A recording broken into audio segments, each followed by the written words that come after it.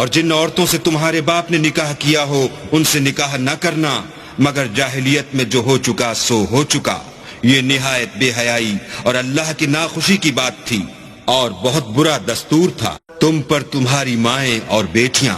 اور بہنیں اور پھوپھیاں اور خالائیں اور بھتیجیاں اور بھانجیاں اور وہ مائیں جنہوں نے تم کو دودھ پلایا ہو اور رضائی بہنیں اور ساسیں حرام کر دی گئی ہیں،